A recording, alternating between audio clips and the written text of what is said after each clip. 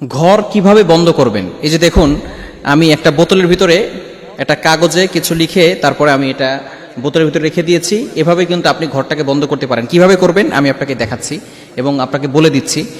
প্রথমে আপনি অবশ্যই আয়াতুল কুরসি পড়বেন, পবিত্র হয়ে তারপরে আপনি আয়াতুল কুরসি পড়বেন, এরপরে সূরা ফাতিহা, এরপরে সূরা ইখলাস, সূরা ফালাক, সূরা নাস এটা পড়বেন। পড়ে এরপরে আপনি সূরা বাকারা শেষ দুইটি আয়াত পড়বেন, পড়ে বুকে ফু দিবেন এবং হাতে ফু দিয়ে পুরো শরীরকে মাসাজ করে দিবেন, তাহলে আপনার শরীরটা বন্ধ হয়ে যাবে। এরপরে আপনি ঘরটাকে বন্ধ করবেন কিভাবে?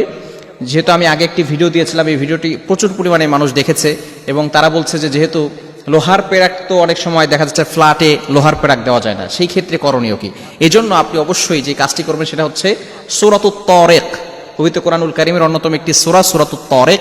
এটা 30 নম্বর পারার 11 নম্বর পৃষ্ঠা 14-15 নম্বর লাইন, সূরা তারিকের 15, 16, 17 এই তিনটি আয়াত। ইন্নাহুম ইয়াকিদুনা কাইদা ওয়া আকিদু কাইদা ফামাহিলিল কাফিরিনা আমহিলহুম রুওয়াইদা।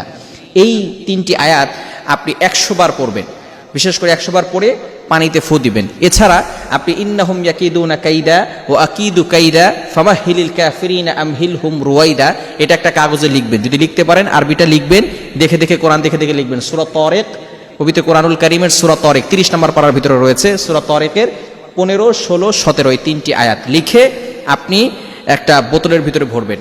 ভরে এরপরে এই পানিটা আপনি কিছু নিয়ে এরপরে আপনি আপনার বাসার চারপাশে ছিটিয়ে দিবেন। যখন আপনি ঘুমাবেন তখন আপনি চারপাশে ছিটিয়ে দিবেন, ইনশাআল্লাহ আপনার ঘর বন্ধ থাকবে।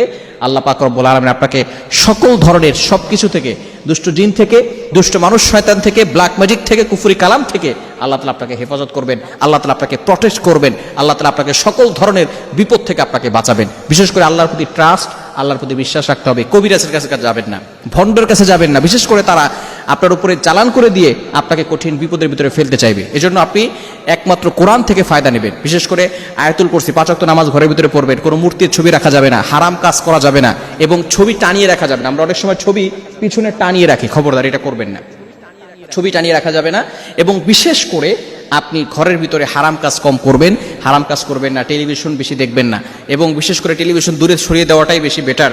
যেহেতু আপনি কোরআন দিয়ে আমল করবেন, আল্লাহ পাক রব্বুল আলামিন সেই ঘরের ভিতরে সকল ধরনের বিপদ আপদ থেকে হেফাজত করবেন, সকল ধরনের অ্যাক্সিডেন্ট থেকে হেফাজত করবেন।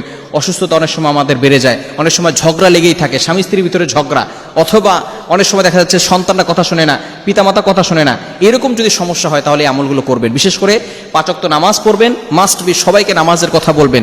নামাজের পরে আয়াতুল কুরসি, 4 কুল, সূরা বাকারা শেষ 2 আয়াত এগুলো পড়ে বুকে ফু দিবেন এবং হাতে ফু দিয়ে পুরো শরীরকে মাসাজ করে দিবেন। ইনশাআল্লাহ আল্লাহ পাক রব্বুল আলামিন আপনার ঘরকে হেফাজত করবেন।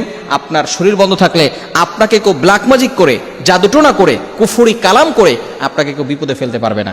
এজন্য কোরআন থেকে আমরা ফায়দা নিব। আল্লাহ তাআলা আমাদের সকলকে পরিপূর্ণভাবে আমল করার তৌফিক দান করে।